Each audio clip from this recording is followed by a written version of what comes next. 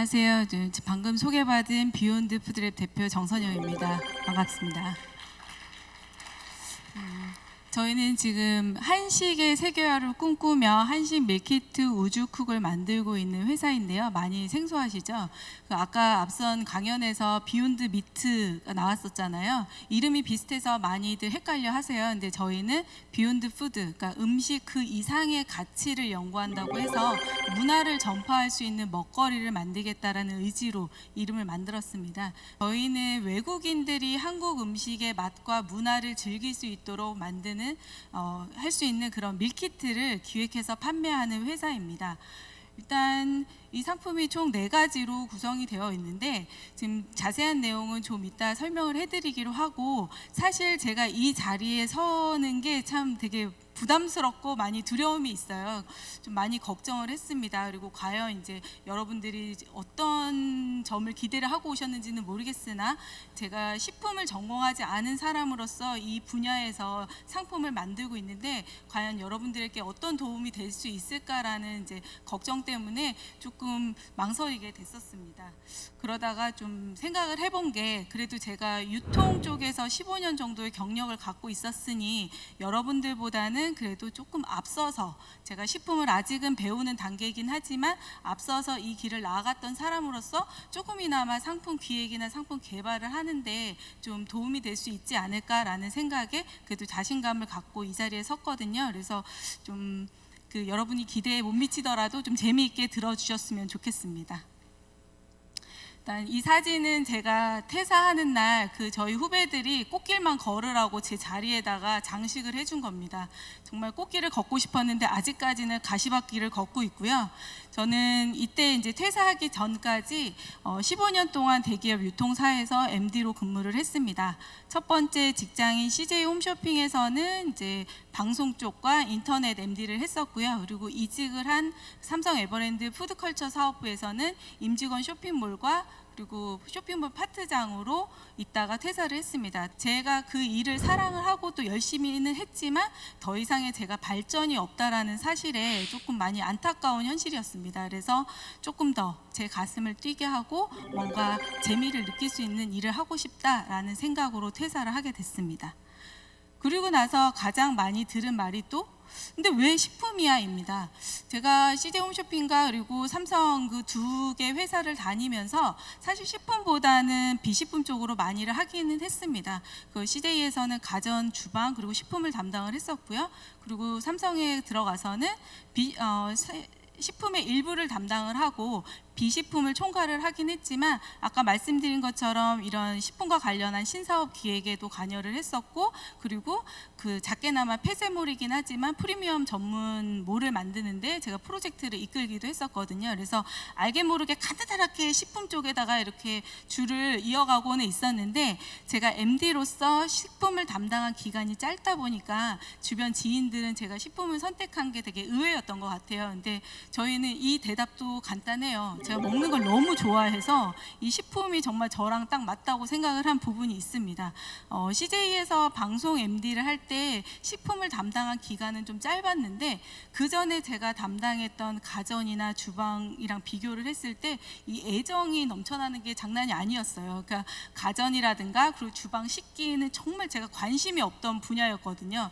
그러다 정말 그냥 MD로서 상품을 대하게 됐었는데, 식품을 담당하고 나서는 모든 게 애정이 넘쳐납니다. 정말 이렇게 해도 해보고 싶고 저렇게도 해보고 싶고 막 여러 가지를 좀 해보고 싶은 부분도 있었고, 무엇보다도 이게 식품이 MD가 개입할 수 있는 여지가 좀 많았었어요. 그러니까 우리나라 식품이 다른 상품군에 비해서는 발전이 더딘 편이었거든요. 그래서 지금은 정말 HMR 산업이 성장을 하면서 많이 발달을 했지만, 그때만 하더라도 제조사라든가 아니면 산지에 계신 분들이 상품을 좀 더 돋보이게 하는 방법이나 이런 부분이 많이 약했던 부분이 사실입니다. 그래서 MD로서 어떻게 하면 여기에 스토리를 입히고 어떻게 맛을 차별화하고 이런 여지들이 충분히 충분히 저희가 MD들이 개입할 수 있는 게 있었고, 그리고 홈쇼핑이라는 채널 자체가 비브랜드도 쇼스의 멘트라든가 아니면은 어떤 시연 이런 거를 통해서 성공할 수 있는 가능성이 있는 채널이었기 때문에 그때 식품을 담당을 하면서 되게 재밌었던 것 같아요. 그래서 그때의 기억이 제가 식품을 선택하는데 많은 영향을 줬습니다. 그래서 저는 이제 2년 전에 제가 즐거운 일을 하기 위해서 퇴사를 했고, 그리고 제가 가장 재밌어하는 식품 쪽으로 상품을 개발을 하고 있습니다. 그렇게 해서 나온 것이 바로 이 우주쿡 한식 밀키트입니다. 앞선 동영상에서 보신 것처럼 그 한국의 맛과 문화를 공유할 수 있게끔 만든 상품인데요. 저희가 처음에 생각했던 거는 이제 외국인들이 한국의 음식을 접해본 이후에 다시 자기네 나라로 돌아가서 좀 다시 한번 경험할 수 있게끔 하는 상품, 먹거리 관광 기념품으로 사실은 개발을 했습니다. 이런 아이템을 저희가 찾기 전에 기본적으로는 저는 이제 어떤 사업을 하겠느냐라고 생각을 했을 때 돈이 가장 먼저 생각이 나더라고요. 그래서 저 같은 경우에는 이제 퇴직금, 그 앞선 회사가 한 9년 정도 제가 다녔으니까 퇴직금이 좀 꽤 되잖아요. 그래서 그거를 종잣돈 삼아 진행을 하고 있는데, 앞서 말씀드린 것처럼 여전히 가시밭길이고 이 퇴직금 이상의 돈이 투자되고 있는 현실이긴 합니다. 하지만 또 한편으로는 그 돈이 없어도 정말 반짝이는 아이디어만 있다면 창업을 할 수 있는 환경은 주어져 있거든요. 그래서 저도 다행히 이제 퇴사를 한 직후에 이런 지원 사업을 알게 되었고, 그리고 퇴사가 5월 말이었는데 6월 말에 입주, 그 서울 먹거리 창업센터 같은 경우는 입주 사업계획서 마감이었어요. 근데 한 달 만에 그거를 작성을 해서 PT에 합격을 하고 8월 달에 입주를 바로 하게 됩니다. 그러면서 초기에 이제 임대료 같은 그런 사업 투자비 같은 것들을 줄일 수 있는 부분이 있었고요. 그리고 센터에 들어가면서 멘토링이라든가 아니면 다양한 이제 정보 공유를 통해서 이런 지원 사업을 알게 되었고, 그래서 제가 이제 한국관광공사의 예비관광벤처 사업으로도 선정이 돼서 진행을 했고요. 그리고 세대융합 창업캠퍼스라는 걸 통해서 좀 더 큰 지원금을 받아서 초기에 투자금을 활용을 할 수 있었습니다. 근데 이런 이제 그 자금적인 부분 말고 사업을 할 때 과연 이제 어떤 걸 팔 것이냐가 가장 중요하잖아요. 내가 할 수 있는 아이템을 찾는 것이 중요한데, 저는 이 부분에서 예전에 제가 여행을 가서 만났던 그 상품이 이제 기억이 났습니다. 이게 태국 여행 갔을 때 만났던 상품인데요. 안에 있는 식재료가 이제 건조식품이랑 소스만으로 들어가 있고, 신선재료 몇 가지를 넣으면은 근사한 이제 요리를 만들 수 있는 상품이었어요. 그래서 여행을 가서 이 상품을 발견을 하고 우리나라를 갖고 와서 새우랑 약간의 채소를 넣어가지고 똠양꿍을 만들어 먹었는데, 그때 태국에서 먹었던 그런 근사한 요리를 제 스스로 만들었다라는 게 너무나도 즐겁더라고요. 그래서 그때 당시에는 내가 사업을 하게 되면 이 상품을 수입해 볼까라는 생각을 했었죠. 근데 막상 제가 이제 저의 아이템을 찾다 보니까 역으로 생각을 하게 되더라고요. 그래서 과연 그러면 우리나라 상품으로 이런 형태를 만드는 것도 되지 않을까? 내가 외국에 나가서 관광 기념품으로 이런 음식을 사왔는데 우리나라에 들어오는 외국인들도 이런 식품을 관광 기념품처럼 가져갈 수 있으면 참 좋겠다. 근데 과연 니즈가 있을까라는 점에서 또 한번 고민을 해봅니다. 그래서 보면 먹거리 관광 기념품이라고 있는 표기를 했는데, 외국인들이 한국에서 사가야 되는 쇼핑템, 그런 이제 식품 쪽 분야를 저희가 조사를 해봤습니다. 해봤더니 한두 개씩 차이가 나는 거는 있는데, 대부분은 토종 김, 그다음에 라면, 그리고 인스턴트 커피, 스낵류가 대부분이더라고요. 레토르트 식품이 일부 있긴 하지만 뭔가 그 한국의 식문화를 경험한다라는 점에서는 다소 아쉬운 부분이 있었죠. 그러면 정말 니즈가 있을까라고 생각을 찾아봤습니다. 그러니까 뭐 학술 자료라든가 아니면 통계청 자료를 보면 지금 K-팝과 K-드라마 그리고 K-팝에 이어서 제3의 한류로 각광을 받고 있는 게 K-푸드거든요. 근데 그럼으로 인해서 그 외국인들이 한국 식료품을 구매를 하고 아니면 한국 음식을 먹어보고 싶다라는 니즈는 되게 높은데, 그 해외에서 한국 음식을 경험할 수 있는 그런 방법은 아직까지도 제한적이었다라는 부분이었습니다. 그리고 그때 당시에 이제 지금도 마찬가지긴 하지만 한국의 HMR 시장 자체가 갑자기 폭발적으로 성장을 하게 됩니다. 그래서 간편식에 대한 이슈도 있었고요. 그리고 신선 재료까지 포함해서 좀 더 조리를 간편하게 도와주는 밀키트 시장이 미국에서 폭발적으로 성공을 하면서 우리나라에까지도 전파가 됐죠.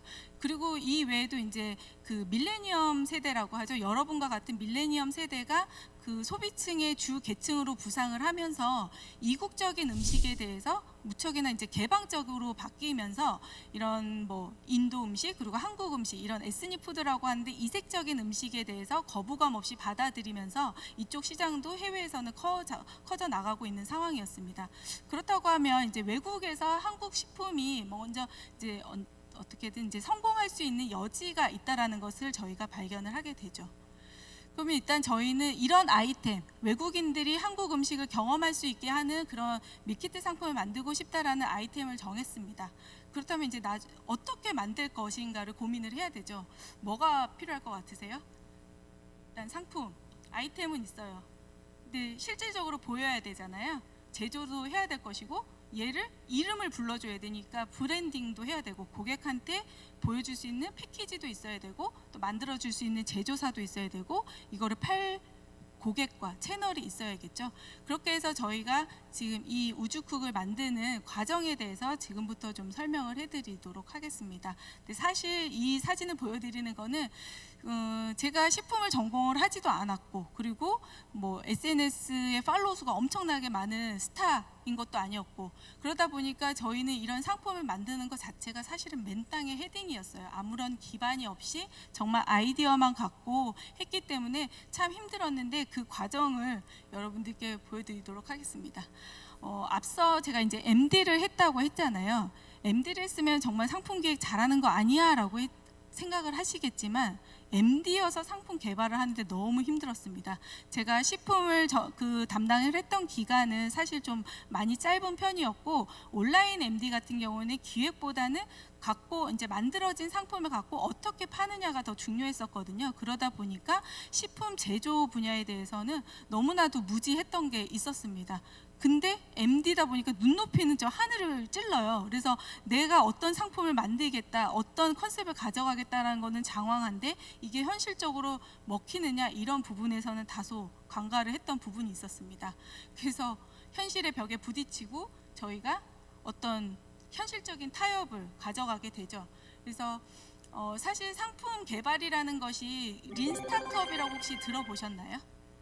상품 이런 그 스타트업의 이제 그 초기 단계에서 린 스타트업을 통해서 상품을 좀 이제 업그레이드 시켜 나가라 이런 것들을 많이 얘기를 하는데 이거 같은 경우는 내가 갖고 있는 아이디어를 최소한의 기능을 할 수 있는 형태로 만들어서 고객한테 실질적으로 이게 먹히는지 한번 테스트를 해보고 그 데이터를 기반으로 해서 학습을 해서 상품을 개선해 나가는 그런 구조로 이루어져 있는 건데 보통 이제 스타트업 강의를 가시다 보면 이 린 스타트업에 대해서 많이들 들으실 거예요. 그래서 저도 일단 사업을 시작하기 전에 쫄지마 창업 스쿨이라는 거를 한 10주간에 걸쳐서 하는데 거의 한 70~80%는 갔던 것 같아요. 그걸 통해서 이런 부분에 대해서 공부를 했죠. 그래서 저희 상품도 아이템이 개발됐고 내가 MD여서 정말 현실적인 부분은 몰랐지만 그래도 한 번은 테스트를 해봐야 되지 않을까라는 생각으로 해보려고 했는데 현실의 벽에 부딪히게 됩니다. 바로 MOQ라는 건데요.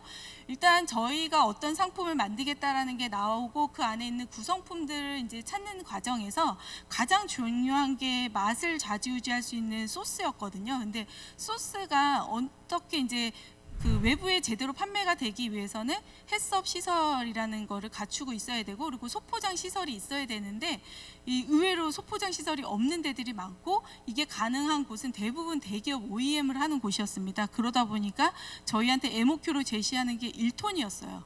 아무리 적어봤자 500kg이긴 했지만 1톤이면 저희 50g 소스면 2만 개거든요. 어디다가 팔지 저희 아직 채널도 못 정했는데 그렇게 할 수는 없는 거잖아요. 그래서 일단 여기서부터 막히기 시작을 했고 그리고 저희가 밀키트라는 거는 안에 있는 구성품들을 다 개별 포장을 해야 되는 상품인데 그 안에 들어가는 포장지만 하더라도 다 새로 만들어야 되는 거였어요.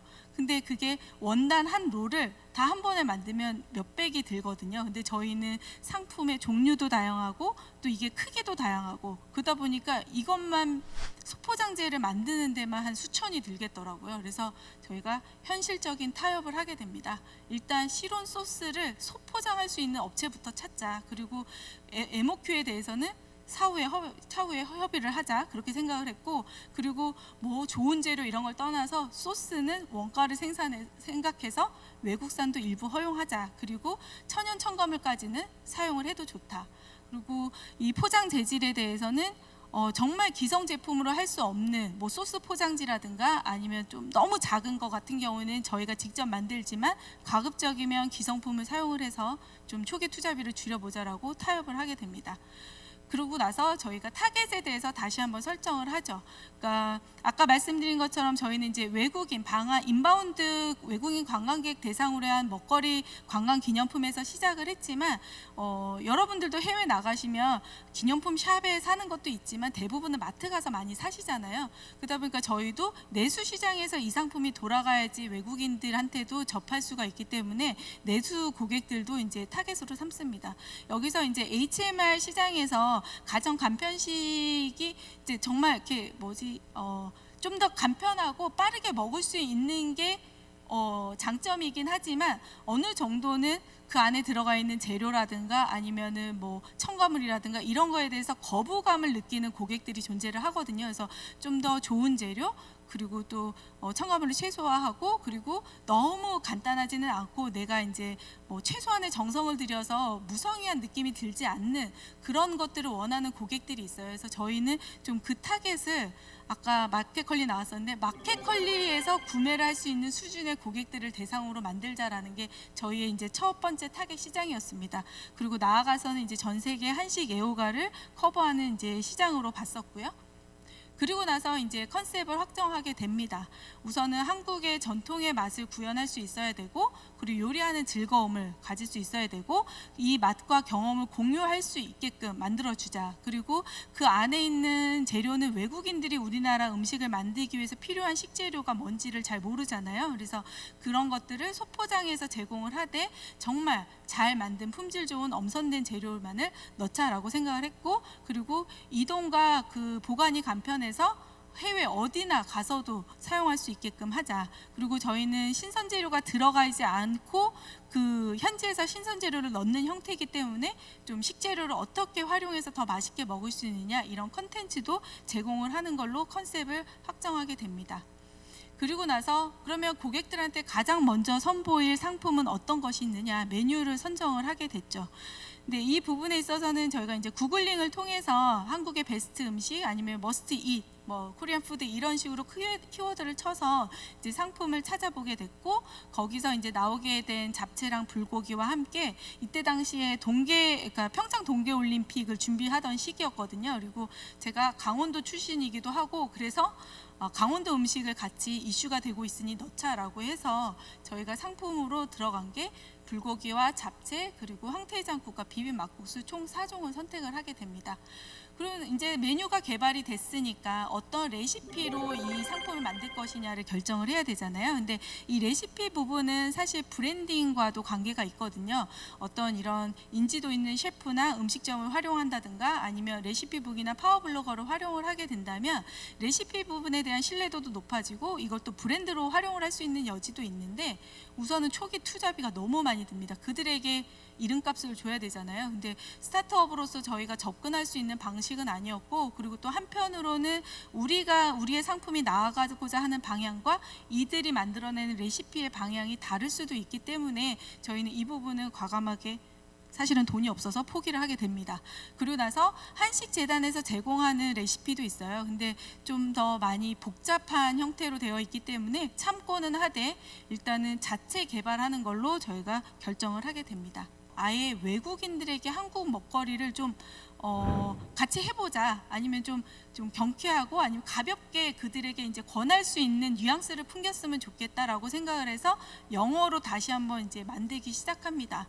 그렇게 해서 만든 것이 바로 우주쿡이었고요. 근데 우주쿡을 만들고 나서 기존의 디자이너와 이게 방향성이 맞지 않는 거예요. 그분 같은 경우에는 좀 정적이고 한국적인 요소를 막 넣고 막 이러는데 저희는 우주쿡 되게 가볍잖아요. 그런 느낌을 경쾌하게 살리지를 못하는 부분이 좀 아쉬워서 아예 디자인 업체도 바꾸게 됩니다. 그래서 그게 이미 상품 메뉴 개발도 되고 구성품도 다 나온 상태에서 한 11월 말 이때쯤 변경을 하게 돼서 원점에서부터 다시 시작을 했죠.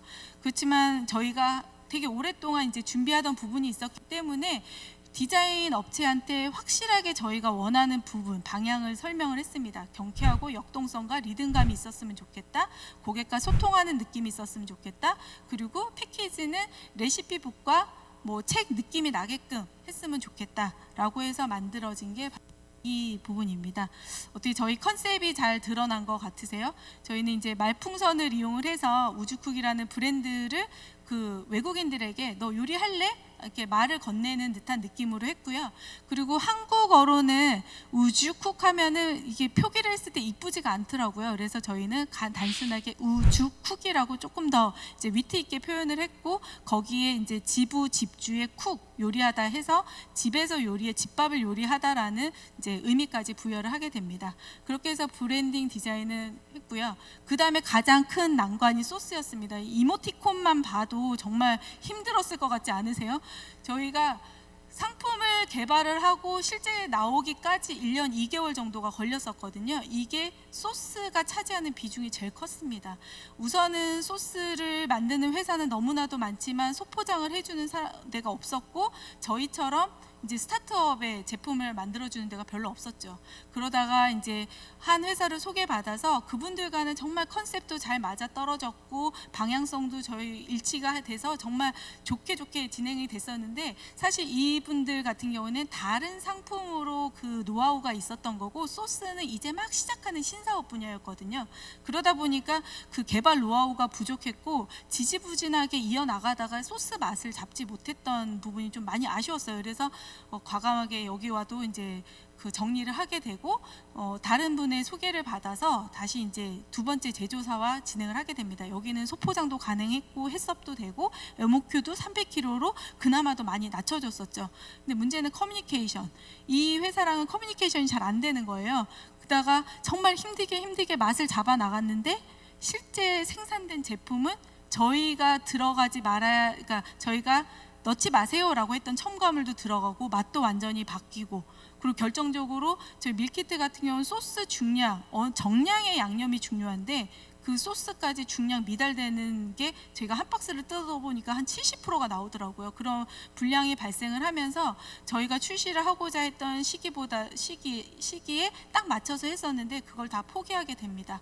그러다가 완전히 넉나간 상태에서 다행히 저희 멘토링을 통해서 마지막 제조사를 만나게 됐는데요. 이분들은 저희 컨셉에 대해서 너무나도 빠르게 이해를 해주셨고, 그리고 그 연구실 담당자와 직접 저희가 소통을 하면서 아주 짧은 기간 동안에 빠르게, 그리고 두 번째 회사보다도 훨씬 더 업그레이드된 맛으로 저희가 소스를 만들게 됩니다. 이 소스와 별개로 그 안에 들어가 있는 구성품들에 대해서도 저희가 소싱을 했어야 되는데요. 일단 밀키트라는 거는 뭐 사보셨지 모르겠으나 안에 있는 구성품들이 다 제각각이에요. 그거를 한 군데 회사에서 만들 수 있는 게 아니거든요. 그러다 보니까 저희는 지금 4개 아이템을 만들기 위해서 정말 여러 군데의 회사를 컨택을 했어야 되는데, 저희가 이 부분에서 조금 지금은 잘못 판단한 거다라고 얘기를 하지만 그때 당시에는 원가보다는 뭔가 스토리가 있는 상품을 만들어주고 싶었기 때문에 외국인들이 모르는, 그리고 한국인들도 잘 알 수 없는 그런 이제 품질과 이런 제조에 대한 뭐 신념 이런 거를 갖고 나름의 스토리를 갖고 있는 회사들 위주로 저희가 선정을 했습니다. 그냥 단순히 스토리만 본 거는 아니고요. 실제 제품을 저희가 다 사서 먹어보고 테스트해보고, 그리고 나서 제조사와 미팅을 통해서 그분들이 정말 어떠한 방향성을 갖고 상품을 만드시는지를 보고서 그것들을 하나하나 저희가 다 이제 컨택을 해서 선정을 하고 담은 거거든요. 정말 귀하게 만든 상품이에요. 그 정도로 그렇게 해서 만들어진 상품들인데, 이분들은 정말 그 저희 듣보잡이라고 하죠. 잘 알지도 못하고, 그리고 정말 신생 기업이 저희가 그분들의 신념이나 그런 방향성들을 이해해 주신다는 거에 대해서 되게 고마움을 느끼셨고, 저희가 하고자 하는 거에 기꺼이 참여를 해 주셨거든요. 저희야말로 지금 고마움을 느끼고 있는 분들입니다. 그렇게 해서 상품에 들어가는 구성품들이 다 결정이 됐고요. 또 하나 이제 저희 상품을 만드는 데 있어서 가장 중요한 부분이 표시사항입니다. 법적인 규제 때문에 그런 부분들을 많이 검토를 해야 되는데, 특히나 저희는 소량으로 만들고 그리고 또 안에 들어가 있는 구성품들이 많다 보니까 어느 제조사 하나가 나서서 내가 만들어 줄게 할 수 있는 데가 없었어요. 그래서 어쩔 수 없이 저희는 매입을 하기로 하고 저희가 소분업 신고를 하고 직접 소분과 포장을 담당을 하게 됩니다.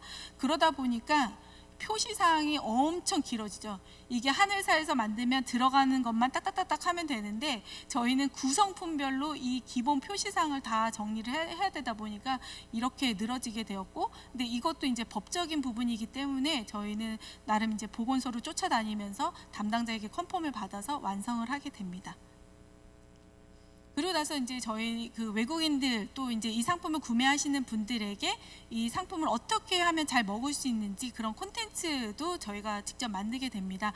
앞서 맨 앞에서 보셨던 동영상 같은 경우는 지원 사업을 통해서 저희가 거금을 들여서 만들긴 했는데, 그전에는 저희가 돈이 없었기 때문에 이 안에 들어가 있는 사진들도 제 책상 위에서 찍은 거고요. 다 저희가 직접 만들어서 합니다. 동영상도 저희 이사님이 처음 해보시는 분이었는데 그냥 막 만들어가지고 저희가 직접 편집해서 만든 거고요. 그렇게 해서 레시피와 음식 이야기, 팁도 만들게 되는데, 이런 통역 같은 경우에, 그러니까 번역 같은 경우에는 번역 플랫폼이 있어요. 재능넷 같은데 그런 데다 맡겨서 1차적으로 맡고, 그리고 지인 찬스를 통해서 영어, 중국어 이런 다 리뷰를 받아서 레시피로 담게 됩니다. 그 다음에는 저희가 기본적으로는 온라인 판매를 일단은 진행을 해야 되기 때문에 상품 페이지도 만듭니다. 그 안에 들어가 있는 뭐 셀링 포인트라든가 아니면 어떤 이제 이미지 컷 이런 것들도 다 기획을 해서 이렇게 상품을 만들어 놓고 놨고요. 그리고 이제 온라인 채널로 고객들과 소통을 하기 위한 이런 뭐 홈페이지라든가 그 SNS 다 만듭니다. 남들이 하는 건 일단 기본적으로는 다 했어요. 그래서 지금 저희가 아직 타겟이 뭐 외국인과 내국인을 동시에는 갖고 가고는 있지만은 거의 기본적으로는 내국인 대상으로 하다 보니까 이런 부분에서 아직 팔로워 수나 이런 부분이 많이 약하긴 하지만 지금 이 채널을 통해서 고객과 소통을 하고는 있습니다. 그리고 나서 저희가 상품이 나왔는데 사실 어떤 상품인지 소개를 할 수 있는 방법이 많지는 않잖아요. 그래서 저희가 좀 고맙게 생각하는 부분이 홍보기사입니다. 이제 먹거리 창업센터를 통해서 받은 것도 있고요. 그리고 중소기업청이나 이런 데서 중소기업 제품을 소개하는 란을 통해서 저희 홍보기사가 나갔고, 이게 좀 파급력이 있다고 느낀 게 저희가 사람을 뽑는데 정말 힘들었었거든요. 근데 이제 작년 8월에 뽑았던 인력 같은 경우에는 이 기사를 보고 왔다고 하더라고요. 그래서 저희 업체에 대해서 조금 신뢰도가 생겨서 이제 면접을 보러 왔다고 할 정도로 좀 이 홍보 기사의 파급력을 저희가 느낄 수 있었습니다. 그리고 일단 저희가 출시에 앞서서 클라우드 펀딩으로 판매를 먼저 시작을 합니다. 근데 요즘 와디즈 많이 아시죠? 와디즈를 통해서 이제 초기에 이 상품에 대한 컨셉을 설명을 하고, 그리고 이제 펀딩을 통해서 초기 투자 자금을 조금 이제 상쇄시킬 수 있는 방법으로 많이 사용을 하긴 하는데, 저희는 좀 목적이 달랐어요. 그때 아까 2차 소스가 이제 잘못되면서 그 출시 시기가 연기가 됐었는데, 그때 7월 초에 그 AT센터에서 HMR 박람회를 했던 때였거든요. 그때에 맞춰서 저희가 출시를 하려고 했었는데 못했었죠. 근데 대신에 이제 저희가 시제품으로 이제 샘플링을 해서 이제 보여드릴 수 있는 상황이었는데, 많은 대기업 MD들이 오셔서 아, 제품 괜찮다, 뭐 샘플 달라, 뭐 이러신 분들도 있었어요. 근데 연락이 안 되는 거예요. 샘플은 받아가셨는데. 그러니까 순간 당황을 했죠. 아, 내가 왜 줬을까? 이분들은 정말 그 수많은 이제 제조 기반과 그리고 인력과 시간과 돈이 있는데 우리 상품 금방 따라잡을 수 있는 거였거든요. 그래서 급하게 이거 내가 먼저 만든 거거든?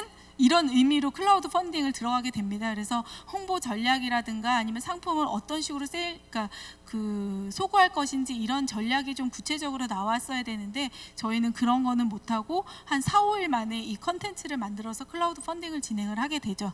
예, 목표 달성은 했습니다. 그래서 200%를 달성해서 마감을 했고, 그렇게 해서 저희가 작년 9월에 시제품을 출시를 하게 됩니다. 근데 만들어 놓고 나서는 저희가 유통 채널을 뭐 오프라인이든 이런 거를 쉽게 뚫을 수 있는 게 아니었기 때문에 일단은 고객과 유통사를 만날 수 있는 그런 오프라인 전시회라든가 판촉전을 좀 많이 나갔었고요.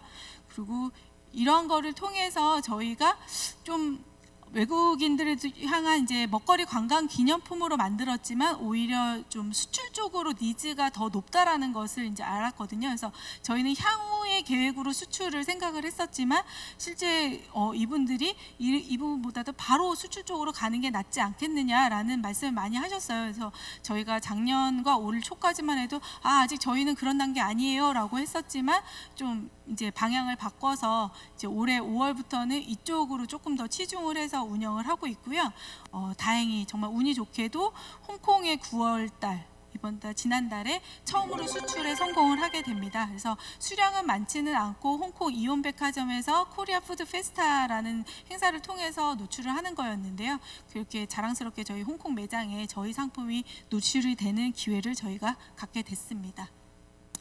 이렇게 지금까지 저희가 어떻게 우주쿡을 개발을 했는지를 좀 말씀을 드렸는데 저희 상품이 성공을 한 걸까요? 안 한 걸까요? 저희 팀원들이 되게 냉정합니다. 그 성공은 당연히 안 된 거고 실패라고는 할 수 없지만 어쨌든 개선해야 될 게 너무나도 많다라는 거죠. 저희도 상품을 만들고 나니까 아쉬웠던 부분 그리고 저희가 판단을 잘못했던 부분들이 막 눈에 보입니다.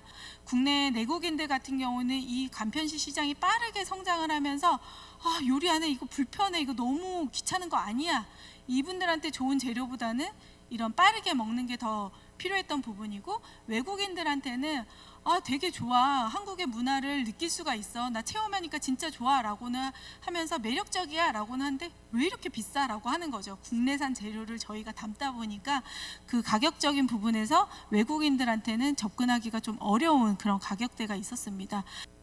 한국 내수용으로 만들었던 거는 최대한 저희가 상품 소진하는 거를 목표로 하고 있고요. 이후에 진행하는 작업 지금 이미 하고 있습니다. 그래서 원가 경쟁력을 좀 가져갈 수 있도록 안에 있는 구성품을 좀 변경을 한다든지 아니면 패키지나 이런 부분에서 좀 낮출 수 있는 부분을 지금 검토를 하고 있고요. 그리고 외국인들에게 적합한 패키지로 다시 리뉴얼을 할 생각입니다. 그러한 단계를 거쳐서 좀 수출을 확대를 할 수 있는 방향으로 나아갈 예정이고 저희가 이제 좀 어느 정도 가능성이 보인다고 하면 할랄이라든가 비건이라든가 이런 집중 타겟형 상품을 만들려고 하고 있습니다. 그렇게 해서 저희는 국내보다는 해외 시장으로 나가는 걸 목표로 삼고는 있습니다. 저희가 지금까지 말씀드린 거를 바탕으로 해서 저희의 실패 그리고 아니면 잘못된 판단 그런 거를 통해서 나온 그 내용들이거든요. 그래서 좀 여러분들에게 도움이 됐으면 하는 마음으로 말씀을 드리는데 일단 첫 번째는 아이템을 선정하실 때 저희처럼 4개씩 할 필요가 없어요. 그러니까 뭔가 한두 개 아이템으로 나의 컨셉을 제대로 보여줄 수 있다는 거를 좀 집중을 하시는 게 좋고 여러 개의 아이템을 하다 보면 이 상품마다 특성이 다르기 때문에 좀 개발하는 기간도 훨씬 더 길어지게 되고 상품을 실제 고객들한테 노출을 할 때 이런 셀링 포인트들이 또 분산이 되는 부분도 있습니다. 그래서 그런 부분에서는 좀 집중할 수 있는 한두 개 아이템으로 시작을 하시는 게 좋고 그리고 타겟을 명확히 할 필요가 있습니다. 앞서 제가 3단계로 타겟 시장을 나눠서 보여드렸었는데요. 수익 시장이 가장 이제 우리 상품이 먹힐 수 있는 최소의 시장이라고 보는 거거든요. 근데 저희는 외국인과 내국인 두 마리 토끼를 다 잡다가 두 마리 다 못 잡은 격이거든요. 그래서 여러분들이 만약에 하신다고 하면 좀 더 세분화돼서 정말 이 시장에서 먹히는지 테스트를 해볼 수 있는 작은 시장으로 타겟을 명확히 해야지만 상품이 개발되는 방향성이 흐트러지지 않고 나아갈 수 있습니다. 그런 부분을 좀 검토해 보실 필요가 있고요. 그리고 식품 같은 경우에는 그 국민의 우리의 이제 그 건강에 직간접적으로 영향을 미치는 거다 보니까 그 규제라든가 법규 이런 것들이 좀 많습니다. 그래서 한번 잘못하게 되면 예를 들어서 표시사항만 잘못하게 되면 이거를 다시 다 버리고 만들어야 되는 부분도 있거든요. 그래서 이 법적인 부분은 좀 사전에 내가 어떤 아이템을 하겠다라고 결정을 하셨으면 그와 관련된 법적인 부분을 충분히 검토하셔서 시행착오를 줄일 필요가 있고요. 그리고 제가 하지 못했던 부분이긴 한데 MVP라고 아까 잠깐 말씀을 드렸죠. 린 스타트업에 나오는 최소 기능 상품, 그거를 꼭 만들어보고 테스트를 해보셨으면 좋겠어요. 그러니까 저희는 실온 보관이 돼야 된다라는 그 강박관념 때문에 사실 실온 보관이 되려면은 그렇게 뭔가 테스트를 하려고 했을 때 MOQ가 너무 높아서 못한 부분이었는데, 요즘은 앞서 4차 산업에서도 언급이 됐지만 공유 주방이라든가 이런 것들이 활성화가, 그러니까 시작이 되고 있는 단계거든요. 그래서 그런 거를 통해서 좀 내가 냉장이지만 한 번은 시도를 해보고 고객들이 진짜 이거에 대해서 반응을 하는지 검토를 해보고 진행을 하실 필요가 있다라고 생각을 합니다. 그리고 저희가 가장 어렵게 생각하고 좀 못했던 부분인데 바로 가격 부분입니다. 일단 저희는 이제 안에 들어가 있는 구성품의 품질 부분을 좀 더 이제 치중하다 보니까 원가적인 부분으로 좀 경쟁력을 상실했던 부분이 있는데, 여러분들이 만약에 하신다라고 하면 내 상품이 시장에서 일반적으로 어떤 가격에 판매되는지 그것들을 좀 어느 정도 추릴 수는 있거든요. 레인지를 잡을 수 있어요. 그러면 내가 고객한테 먹히기 위해서는 이 정도 가격, 그러니까 타겟 가격을 설정을 해놓고 여기에 우리의 이익, 그러니까 우리의 마진, 그리고 유통 채널을 갔을 때 유통 채널별 마진, 이거를 감안을 해서 원가율, 최소 원가, 최대 원가율을 좀 산정을 한 이후에 거기에 맞춰서 상품을 좀 더 이제 정교하게 만들어 나가는 과정이 필요합니다. 그래야지만 좀 시장에 나왔을 때도 고객들한테 어필할 수 있는 가격이 되는데, 저희는 그런 부분에서 좀 많이 부족했던 게 입니다. 그리고 하나는 제가 사업을 하면서 가장 좀 아쉬웠던 부분이 팀장님이었어요. 제가 이제 대표가 되다 보니까 의사결정을 제가 다 해야 되는데 막 고민을 하고 있을 때 팀장님이 옆에 앉아서 너 이거 해 이렇게 결정을 해줬으면 좋겠다는 생각을 되게 많이 했었거든요. 근데 여러분들이 만약에 창업을 하고 이런 거를 만든다고 하시면 뭔가 저에게 이제 그러니까 가이드라인을 제시하거나 이런 것들에 대한 니즈가 좀 많이 생길 거예요. 나 혼자만 파고들어서도 되는 게 아니고 여러 사람의 의견을 들을 필요는 없지만 그래도 내가 뭔가를 이렇게 해 나가는 과정에서 가이드라인을 줄 수 있다면 그게 아이디어를 발전시키는데 큰 도움이 되거든요. 그럴 때 이제 그 서울 먹거리 창업센터라든가 국가식품 클러스터 같이 이제 식품에 특화되어 있는 인큐베이팅 센터도 있고, 그리고 정부 지원 사업에서도 이런 멘토링을 많이 지원을 하기도 합니다. 그래서 그런 거를 통해서 좀 내 아이디어를 더 발전시켜 나갈 수 있는 그런 방법을 강구해 보시면 좋을 것 같아요. 그래서 지금까지 제가 이제 어떻게 사업을 해왔고, 그리고 여러분들에게 들려주고 싶은 얘기 말씀을 드렸었는데, 앞선 강의에서도 사실 K푸드 이제 한국 식품이 나갈 수 있는 방향으로서 가장 이제 많이 언급이 되고 있는 게 수출이잖아요. 그러니까 식품이 갖고 있는 그런 무한한 가능성 있는 거죠. 그러니까 제가 실제 식품 쪽에 사업을 하다 보니까 몰랐던 부분도 많고 재밌지만 정말 어렵고 까다로운 분야였어요. 그래서 좀 이런 부분에서 좀 주저하시는 분들이 있을 수도 있을 것 같은데, 저는 도전할 만한 충분한 가치가 있다라고 생각을 합니다. 특히나 지금 같은 시대는 예전과 같은 무역 프로세스로 상품을 해외에다 판매할 수 있는 게 아니라 크로스보더 이커머스라고 경계가 무너져 있는 이커머스죠. 그래서 아마존이라든가 타오바오로 를 통해서 직구하시고 직접 판매도 가능하시잖아요. 식품도 이커머스 시장에서 떠오르는 상품군입니다. 내수용으로는 이미 충분히 많이 성장을 하고 있는데, 이게 국가 간 거래에서도 충분히 기존의 무역 프로세스를 뛰어넘어서 판매가 될 수 있는, 그리고 성장할 수 있는 가능성이 있거든요. 이러한 새로운 시대를 맞이해서 사실 저희 같이 조금 이렇게 조직에 최적화되어 있고 이렇게 생각이 고루한 사람들보다는 여러분들의 그런 반짝반짝이는 아이디어와 젊음이 그 시장을 좀 이끌어 나가는데, 그리고 그걸 통해서 한국 식품이 발전을 할 수 있지 않을까라고 생각을 하거든요. 그래서 여러분들이 좀 이런 식품 분야에 관심을 갖고 계시다고 하면 지금 당장 뭐가 됐든 도전해보고 또 시도해 보시기를 저는 권해드립니다. 저희가 이 사업을 시작하면서 좀 모토로 삼고 있는 게 있어요. 그 미국의 유명한 요리사가 한 말이라고 하는데요. 음식은 우리의 공감대이며 세계적인 공감대이다. 그래서 저희가 발표를 할 때마다 세계인들이 공감할 수 있는 상품을 만들겠습니다 라고 하는데, 이런 저희가 만든 상품을 세계인들이 공감을 해준다면 정말 멋진 일이 되지 않을까 생각을 하거든요. 이러한 꿈을 여러분들도 꾸시고 또 이룰 수 있기를 응원하겠습니다. 긴 시간 들어주셔서 감사합니다.